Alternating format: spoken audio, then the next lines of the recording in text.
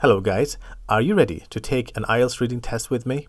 I've selected Cambridge 17, Test 1, Passage 3. It's an episode from the series of Read With Me at IELTS Juice Online Academy, so you can watch along with me, and if you'd like to take the same test with me, download the PDF using the link in the description below. Here is a passage about, it is titled To Catch a King. Now, it's always a good idea to skim the passage instead of jumping to the questions. So the questions will be our concern later. So for now, we need to know what the text is all about. Right now, we have no information about it, but by looking at the title, the heading here and the subheading, and of course the thesis statement, which is typically the last sentence of the introduction, or if the introduction is really short, you can read all of it. I don't think it's worth reading all this introduction. We could only read the first sentence and, most importantly, the last sentence, which is where the thesis statement is. And then in each and every paragraph in the body, you will read the topic sentences. The first sentence of each paragraph. By doing so, and of course, as you do it, you need to underline the keywords. You will get an overall image of the whole text. So it's titled To Catch a King. Wait a minute, what does that mean? Catch a king. How can you catch a king? Well, usually headings are not that clear. Headings are supposed to create curiosity and interest only. So the subheading should be able to clarify things for us. Anna Key reviews Charles Spencer's book about the hunt for King Charles II during the English Civil War of the 17th century. Okay, so they're hunting for this king. Now we got to do this fast. I'm not gonna do it for you. I'm just gonna show you how it's done. So these are the areas that are usually worth reading. The first sentence of each body paragraph, and well, as you do it, make sure to underline certain words that summarize those areas. For example, this guy wandered around Europe, small group of loyal supporters. Okay, and years later, after his restoration as a king, the 50-year-old Charles II requested a meeting with the writer and diarist, blah blah blah. Okay, so this should be an important part of the paragraph. One of the joys of Spencer's book, a result not least of its use of Charles II's own narrative as well as those of his supporters, is just how close the reader gets to the action. So getting close to the action. The reader gets close to the action. That's the joy. And you go on like that, summarizing the text by underlining keywords in each paragraph. Once you've done that, the next step is to look at the questions. Well, by the way, this whole skimming process should not take anything more than 1 to 3 minutes of your time. For each passage, you have around 20 minutes. Well, the faster the better, but we don't want to just rush things and go to the questions without even having an idea of the text. So this skimming step gives us a global understanding. It gives us the gist of the matter. Next, we'll look at the questions. Now, are we supposed to start from question 27 simply because it is question 27? No. We need to start with the questions that are easier to deal with. Because if we answer better questions first, they will make us more familiar with the content of the passage, which will later help with the more difficult questions. So, for example, this is a summary task. Do you think it's a good starting point? I don't think so. A summary requires a lot of reading, and at this point, we don't know much about the text, so I wouldn't do that. I wouldn't start with the summary. The questions are not necessarily in order, and we have better options to start with. We have true, false, not given, or yes, no, not given questions. These are good questions to start with because the answers are definitely in passage order. You can find the answer to question 33 after 32. And if you cannot find the answer to 34, no worries. It has to be between 33 and 35. Now, what about these questions? Well, these are multiple choice questions, which are also good questions to start with. They come in passage order, so it's easy to find where the answers are. And the other thing is that the options come from the same area. So in this case, we have the exact paragraph numbers given, right? So that's going to make it easier for us to locate the areas. But when these are not given, when the numbers are not given, you are in charge of finding where the relevant sections are. So in that case, you could use any of these words in the options, because these options are definitely from the same neighborhood. So if it's this paragraph, the options come from there. So even if we don't know which one is the answer, we can at least use the options to go to the right place. Of course, after reading the question, because the question can clearly tell us where the answer should be found. So we have both the question and the options to help us locate the areas. Now, so finally, which question should we start with? Well, like I said, this is not a good starting point, but these yes/no question types, yes/no not given question types, and also the multiple choice question types that we just looked at are both great. So let's start with the yes/no not given questions here. Well, after skimming the text, you should be able to guess where these are from. At least some of them are easier to find than the others. So, do we have any keywords also? We have the name Charles, which is a bad name because it's all over the place. We don't want to start with Charles. We want to start with something that is, we want to choose something for scanning, which is only used once or not very often. So, in this case, I would say that Pepys or something like that, it is in fact repeated twice here.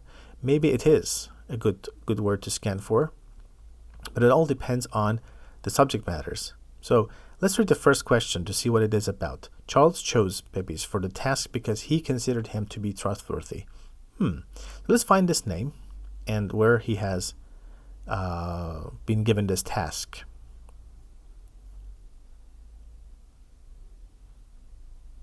The first time the name appears in the text, here. Yeah, here is the name, Pepys, for the first time. And let me just make sure, yes. So, this guy, his intention when asking Pepys to commit his story to paper was to ensure that this most extraordinary episode was never forgotten. Now, this is the intention. What did the question ask? Chose because he considered him to be trustworthy? Well,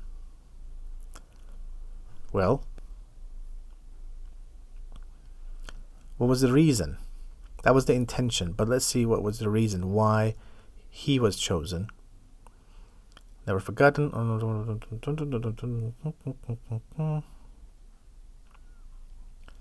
All right. Okay, well, it's not really clear why this person was chosen. Look, the intention is not the same as the reason. The intention is what this person is going to do. And this is the intention or the purpose. But we don't know why he was chosen. Do we have any information about him being trustworthy there? At least not as much as I read. In the areas that I read, well, it seems like this information was not given. Now, you may answer 33, which is definitely after 32, but if you cannot find it easily, just go to the next number, because if you find this, well, 33 would be before it, between 32 and 34. And we go on like this. So, now, moving on to the multiple choice questions. As I explained, these are easy to find because of the number of paragraphs given, like first paragraph, third paragraph, fourth paragraph, fifth paragraph. But it doesn't mean that they're easy. They're still pretty difficult, because when the paragraph number is given to you, it means the task is really hard. So you don't have to look for the area. The area is already given to you. So all you have to do is decide which option is the correct option. So, and in such questions, when we have the exact location given to us, the best idea is not to read the options at all, because these will only create some kind of bias or confusion. We don't want to judge before we have seen the content. So the question is, what is the reviewer's main purpose in the first paragraph? So we need to read the first paragraph completely to see what this writer has been trying to do. So, Charles Spencer's latest book, To Catch a King, tells us the story of the hunt for King Charles II in the 6 weeks after his resounding defeat at the Battle of Worcester or something in September, blah blah, and what the story it is. After his father was executed by the parliamentarians in 1649, the young Charles II was one of the very principles of his father. And did a deal with Scots. With the Scots, thereby accepting blah blah as the national religion in return for being crowned blah blah blah. His arrival in Edinburgh prompted for the English parliamentary army to invade Scotland in a blah blah. This was followed by a Scottish invasion of the two sides finally faced one another at blah blah in the west of, after being comprehensively defeated on the meadows of outside the city blah blah blah blah. The 20-year-old king found himself the subject of a national manhunt, with a huge sum offered for his capture over the following 6 weeks. Throughout the series, by the parliament before seeking refuge in France. For the next 9 years, the penniless and defeated Charles wandered around Europe with only a small group of loyal supporters. Now, we have to read it real quickly and then check the options we have. So reading the options before reading the paragraph wouldn't really help. So to describe what happened during the Battle of Worcester, maybe. Well, it's a possible answer, but it is not really everything that happened. To give an account of the circumstances leading to Charles, this makes sense. I mean, why he escaped, because the whole paragraph was about what happened that caused the escape of Charles II. So this is a good answer so far. To provide details of the parliamentary, no, there were no details of their views. To compare Charles' beliefs with those of, no, there was only one sentence there, and that was only it was not really a comparison of beliefs. So far, we have this as the best answer. Are we sure about it? No, we cannot be sure, and it's not necessary to be 100% sure when you choose an answer. It's important to choose something that is most likely to be the answer, or the best out of the four, not necessarily something that you're sure about. And we go on like this. So you can go to 37 because I have the clear number of paragraphs, but otherwise I could jump from 36 to 40. It doesn't really matter which ones we do first. If number 40 has something interesting to find, something easy to find, well, let's just start. We should really start with the ones that are easier, not necessarily because 37 is after 36. But in this case, we have numbers, so we don't have to jump from one question to the last. We can do them in order, and once it's done, go back to the only remaining question type here, which is the summary completion task. Now, what's interesting about summary completion tasks is that summary tasks may be with a title, may have a title like this: The Story Behind the Hunt for Charles II. The story behind it. Now, this could take us to only 1 or 2 paragraphs, or this could be covering the whole text. So it is not that specific, but because it says the story behind it, I'm guessing that it is not from the end of the story. The end of the passage, but most probably from the very beginning of the passage. How can we be sure? Well, we have the father here, the year here, and 1651. Let's find these numbers, these years, to see where this information can be found. 1649. 1649 is here. What else? 1651. Yeah, 1651.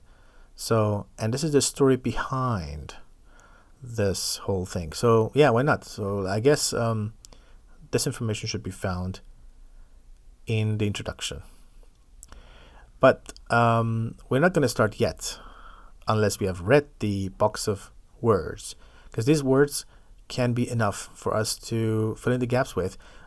Even without going to the text, you might be able to answer some of these questions with our own knowledge, or the knowledge from the text, or even the language aspect. Sometimes these are verbs and adjectives and sometimes adverbs even, or other parts of speech. So they could tell us where they belong. In this case, it seems like all of them are nouns, are noun phrases. So we can't use grammar to help us, but we can use our logic, common sense, and the knowledge we have from the text, both after skimming and also answering the other questions like true, false, or multiple choice questions. So Charles' father was executed by the Charles then formed with the Scots. Formed what with the Scots? And in order to become king of blah blah. Okay, so formed. Innovation, no. Safety, no. Debate, no. Conviction, no. Reward, no. Government, maybe. Alliance, maybe. That's a possibility. Widespread conspiracy, no. Decisive victory, no. The form of the victory, no. Popular solution, no. Yeah, they formed a strategic alliance. Yes, that's a possible answer. So for now, we can choose H. We don't even have to go to the text yet. We just go on like that until we have looked at all of these items, and then we can go to the text to make sure if there is time. Otherwise, we have the answers anyway. The answers are from the box, so we don't have to copy any words from the text. That's a good thing about this. But at the same time, the problem is you need to have a good range of vocabulary. If you don't know what alliance means, then you'll be in trouble. 28. Well, okay. In order to become king of Scots, he abandoned an important blah blah that was held by his father. Oh, okay. Innovation, no. Safety, no. Religious conviction, maybe. Large reward, no. Government, no. Conspiracy, no. Victory, solution. Well, we have a couple of possible answers, like this one, maybe. Decisive victory. But look, what can you abandon, which is important too? Well, so far, it seems like J is a good option. But let's go to the text to make sure. Let's say it's the end of the test and I have time, and I'm checking. Okay. Accepting as a national religion in return for his what was his father? There was something about it. Okay, his father. Okay, sacrifice one of the very principles his father had died for. Principles. So he sacrificed one of the principles. It means that he what was that? He abandoned, like sacrificed, principle. Well, conviction means principle here. One of his father's religious beliefs or principles. So he had to abandon that. So the answer is J, most probably. And we go on like that.